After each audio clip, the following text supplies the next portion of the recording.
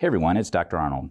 Today's episode on kids and exercise was recorded prior to the COVID-19 pandemic. I still encourage everyone to get regular exercise, but remind you to practice social distancing at the same time. Thank you and enjoy the podcast.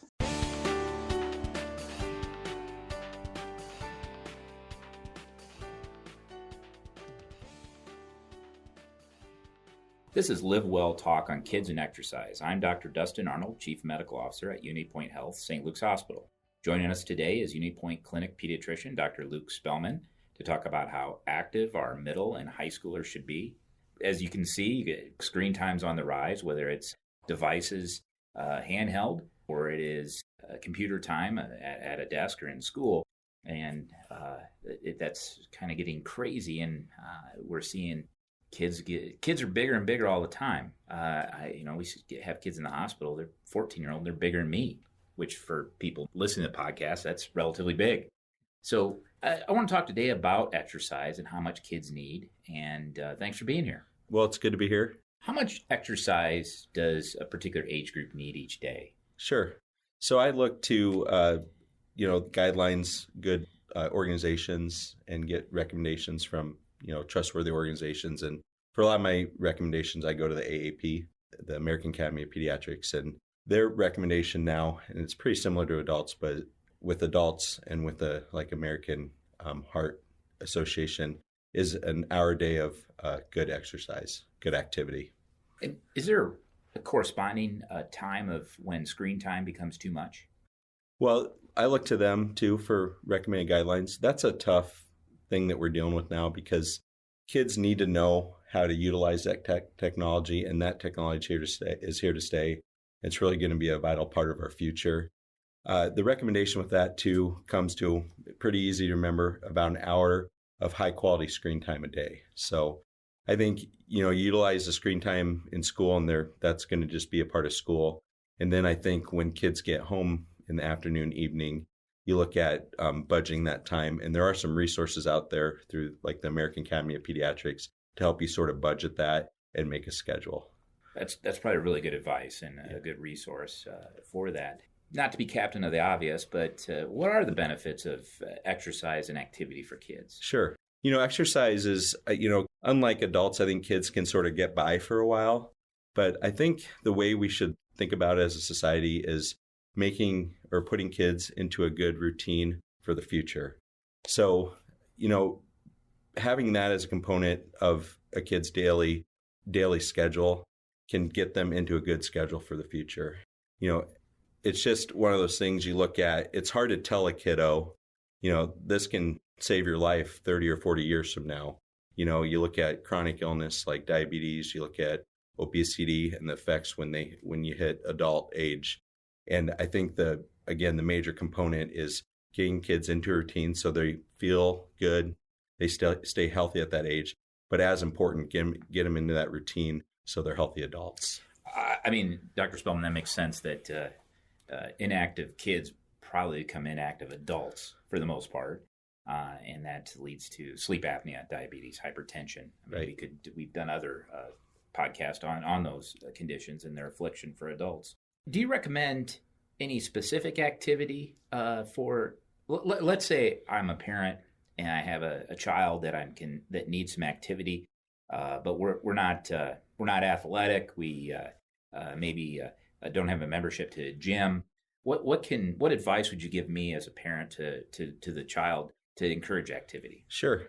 And maybe break it down between little ones and older ones on this one. Okay. Well, so I would say first and foremost, one of the most important things and the easiest way to get activity and incorporate that into your daily life is to make it a family routine. Typically healthy parents have healthy kids. So if you're looking at a family and there's concerns about weight throughout the family, a really good way to do this is to make a plan as a family and try to incorporate daily activity into the routine and try to do that as a family. I think, for kids that aren't as athletic or are more athletic, I think some kids are naturally drawn to certain sports. One of the most important things from my perspective is that kids vary their activity.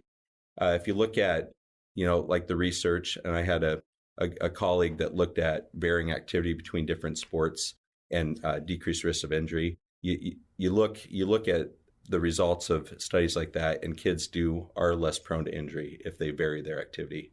I think one way you keep kids active is you make activity fun. So you're not going to really have to tell a 2 or 3-year-old go play, because they're going to be active and even below that age. Now, when you get into an older kid, they're going to probably get into more of a routine that the family gets into. So I really think one of the most important things is the family looking at together, sitting down, making a plan, and trying to incorporate daily activity into their daily life. That certainly is good advice. Do you have any tricks to motivate children and your patients in this realm? I think it's just generally a discussion. Again, it's hard to tell, younger kids and even teenage kids, young adults, hey, you need to be doing this because in 40 years, this is going to affect you. I think, I just try to basically, sit down, talk with them, and sort of try to put it in perspective and tell them, you're going to probably feel a lot better just overall if you incorporate some daily activity. And then also, working with your parents and the rest of your family, incorporating some healthy diet skills too. So I think it's really just sitting with them and trying to motivate them, to tell them both physically and emotionally, you're going to feel better if you get into some sort of routine. In regards to that, what is your approach to, if you will, clearing a patient to participate in activity? Sure. There's a very specific set of questions that have been developed over time, and that's a lot of smart people have developed the pre-participation questions. That's really honed down to about, if you look at whether it's the organizational questions at UnityPoint, or you look at the, like the form that Iowa provides, it's down to around 30 questions. And those really are utilized to make sure there's no major red flags to prevent kids from increasing their heart rate, getting more involved with activity. And really, if, a lot of those screening, if those screening questions are unremarkable, there's really few indications for kids not to exercise, very few conditions where kids can't really get their heart rate up and be involved and get active. So I think the pre-participation questions were developed that we utilize to clear kids and make sure it's safe for them to exercise. Exercise-induced asthma, that certainly is going to limit a segment of the patient population that you see. What's your experience with that, and how easy is it to treat and to get that young person back to full participation? Sure. There's a lot of components that go into asthma, and especially exercise-induced asthma. So one thing you really have to hone down with the kiddo or young adult or younger patient, you have to figure out what triggers it. So, if you have a cross-country runner in the fall, and they get some allergy symptoms in the fall, or even the temperature of the air or whatnot, you have to look at all those triggers, and you try to maximize, what you can do to help them. With most cases of exercise-induced asthma, it's usually using like a bronchodilator, like an albuterol, about 15 to 20 minutes before exercise, and then basically following up the patient, trialing that, following up and seeing how they're doing. And then you try to treat any other potential triggers as well as you can, like allergies, to get them to the best possible position they can to participate. Now, you're going to run into things with like exercise-induced asthma, but you really want to have the goal of putting them into the best situation where they can have the least amount of symptoms. Certainly in the adult population, you have extrinsic and intrinsic asthma. And sometimes you'll hear an adult say, well, I had asthma when I was a kid, but I grew out of it. Well, you probably removed from whatever agent was triggering that, whether it's home or whatever. Is exercise asthma something that people grow out of it, or does that carry on in adulthood? So in my experience, I do think it's potentially something that kids, can grow out of. I've seen, it's really been for me sort of a case-by-case type of situation. I've had kids that one season needed, a rescue inhaler or needed a pre-participation inhaler, and then the next season did fine. So it's almost like a moving target in kids. That's what I would say. Age with kids seems to be a big factor in how they generally how they do with asthma or reactive airway. I think exercise-induced asthma, I think is again, a lot of environmental factors contribute to that. And I do think age does too. So I think it's one of those things where probably the best thing in that situation is just to have periodic follow-up and see how they do through different seasons. And hopefully, some things just get better. And I'm thankful for that. Exactly. As far as coming back to the motivation question, is it healthy to use screen time as a negotiating tool with children to say, you can have an hour of screen time to match your hour of activity? I think that could be a dangerous path to go on. One, I have 2 teenage daughters, and they're difficult to negotiate with. President Trump, they are. President Trump, I think he's the art of the deal, but I'd like to see him negotiate with teenagers. Good luck with that. Yeah, but you don't want to reward them, and then when we were kids, we were rewarded with food, and I've always thought that's a bad thing to do because then you equate food with rewards, and that can lead to a vicious cycle at some point in your life. Do you have any recommendations on the screen time and motivation? Sure. I think I think especially with teenagers, in my experience working with teenagers and nephews and nieces, sometimes you got to try about anything. Anything that works. Yeah. Anything that works. I totally agree. But I think, from my perspective, and again, I think it's different for everybody, and it's different when somebody's directly working with their kids. I think if you set sort of a standard in the household, an expectation, I think, and know that this is the expectation, and including that is, we need to be getting outside. We need to be doing some different activities, finding some things we enjoy. And then if they're not meeting that, it's like the cell phones, that's a big tool to utilize as far as this is the expectations we have. And if if we meet those as a family, then, that's part of what you get to have. But I do think if you get into the bartering, system where it's like an hour activity, an hour more screen time, that could get you into maybe a little trouble. So I think it's with parents. I think parents have every right to say, listen, these are the expectations we have. I'm trying to do what's best for your future. And one of those is going to be exercise. And we can barter to a certain extent, but I'm looking forward for your life 20, 30 years down the road. Sure. That makes sense. But teenage girls, good luck. Yeah, I'll tell you. Well, speaking of my daughters, both of them they're multi-sport athletes, both of them. They do a lot of conditioning and a lot of activity. So when are you overtraining as a teenager?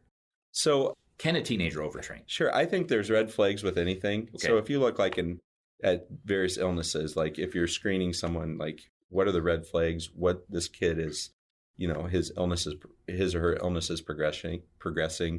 I talk to parents about red flags. I definitely think there's overtraining, overconditioning. I think very important if you're in a club sport, you're a dedicated athlete, having good coaches is a big component to it. And then having parents that are there and are reasonable and can monitor for certain things. A couple red flags I'd look at, number one, are they enjoying it? So if a young person stops enjoying the sport they're playing, there's an issue. So, and you see that with especially a lot of the club sports, you see that with the year-round sports. If a kid's not enjoying what he or she is doing, then, there needs to be a discussion. Are you doing okay? Is this too much? And then I think you have to look at just health, because overtraining can have some health consequences too.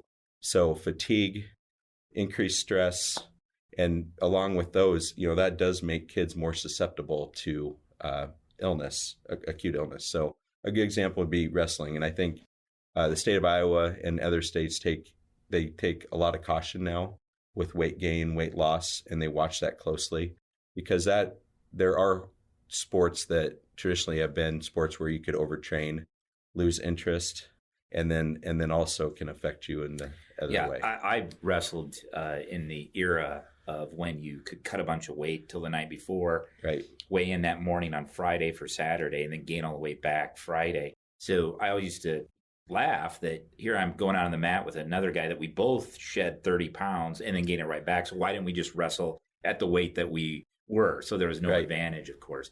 And I know they've changed that. I know the weigh-ins is a much different. and much closer to mat time with the wrestling, which totally makes sense. You mentioned the clubs, and younger and younger and younger this club participation is. I heard on the radio some news story, number of billions of dollars this industry has become training children. Amazing. It was multiple billions. I can't, 3 or 4, I can't remember. Is there an age that developmentally you say, okay, this is our ceiling? You can't go lower in this age for club participation. So I haven't really seen. So a good example, I went to one of my best friends. I went to a couple of their baseball games this year, and they're going down to 6, 7 years old for club sports now. And I don't know if there is a specific age, but I think you have to be really cautious. I think again, younger kids, the reasons they should be involved in sports at young ages is to enjoy it and to get some good activity, camaraderie, meet people, have fun. It's not, you say the win-loss thing, it's, it becomes a pretty important thing to a lot of people right away. Yeah. But I think if parents keep that in perspective, and, with a lot of these club sports, a lot of the coaches are parents. So if you have reasonable parents working with these kids, then you usually have a really good experience. What I've noticed too with club sports now is a lot of the parents, I think, are really enjoying the camaraderie and the friendships they develop with other parents. So, I think, like we said before, I think you look for red flags for kids. If they're not wanting to get to practice, they're not enjoying themselves, I think there needs to be a discussion. You have to say, should we back off this a little bit? And another big component with club sports is, I had, a colleague that did a study looking at risk of injury with relative to number of sports. The kids with the decreased risk of injury were kids that played multiple sports. Yeah, I've seen that same research that indicates that, which we encourage. But on the same token, coaches encourage multi-sport athletes as long as it's their sport that is the primary one. Exactly. So that, they're territorial on that. I don't think we can get away from this subject without talking about diet. And as it relates to exercise. There's like 3 things in life that you really shouldn't discuss with people, and that's religion, politics, and diet, because people are committed to those, and it becomes a heated argument quite quickly. And there's a lot of stuff out there about diet. But supplements, protein supplements, protein drinks. My wife does CrossFit. She has protein drinks. She has these supplements. Sure. Is that something that a teenager should be doing or not? So I've given a fair amount of supplement talks, and there really are not too many supplements I'd recommend in teenagers. Teenagers and adults are still they're very different from a physical perspective. So, for example, I give this example to a lot of kids I talk about. If a young man's playing football and he's doing off-season training, he's lifting, and all he's eating is protein, then he might actually lose weight. So you look at, I talk about, especially teenagers, they're like steam engines, and you need to feed that steam engine. Yeah. Their metabolism's so high. So a well-balanced diet with some carbohydrates is a smart way to go. If you get to, a young man or a young woman that's a high intense, dedicated athlete, and you start just giving them just protein or something, or something like that, then you actually might get in trouble, and you might actually see some, problems with that as far as lack of weight gain, appropriate weight gain, lack of appropriate calories. So I think you have to be very careful. I'm also very cautious when I talk to teenagers. I'm very cautious on talking with them about creatine supplements like that. Creatine energy drinks I think are a bad idea, probably in anybody, but more so in teenagers. So there's really not a lot of supplements out there, especially for young athletes, that are really geared towards them. Now, I would go to like an adult athlete and you're doing more protein and things like that. I think there is some appropriate good supplements. You just want to use a trustworthy supplement and a good supplement. Certainly makes sense. Yeah. The flip side of that, the myth, the carbohydrate load prior to exercise, is it myth or just urban legend? So for high endurance athletes, so if you have like triathletes, and or you have like long distance runners, actually a carbohydrate load's not a bad idea. They need fast energy. So you look at like the different products, like there's this packets with high carbohydrate load. you look at recommendations by sports nutritionists, and one of the best actually supplements they utilize for like high endurance athletes, triathletes, things like that is chocolate milk, because it has a good amount of fat, has good carbohydrate. So I thought that was really interesting. That always stuck with me. And when I was doing my fellowship, the sports nutritionists talked about different diets, and they actually said chocolate milk was a good nutritional source for high endurance athletes. So I do think there's times where a good amount of fast energy, carbohydrates, good for, especially for someone who's going to be active for multiple hours. That chocolate milk reminds me of elementary school. Wednesdays was our chocolate milk day. Did you have that? Yeah, we did have a chocolate. I think ours was Fridays. I loved Wednesdays, it. I waited for Fridays. Yeah. Well, I really want to thank you for stopping by. This has been very interesting, and I think it's a dynamic topic with a lot of information out there. And it's been enjoyable to discuss this. And I think we're going to have more conversations with you about this as the year goes on. Again, this was Dr. Luke Spellman, a pediatrician from UnityPoint Clinic Pediatrics. If you have a topic you'd like to suggest for our Live Well Talk On podcast, shoot us an email at stlukescr@unitypoint.org. And we encourage you to tell your family, friends, neighbors about our podcast. Until next time, be well.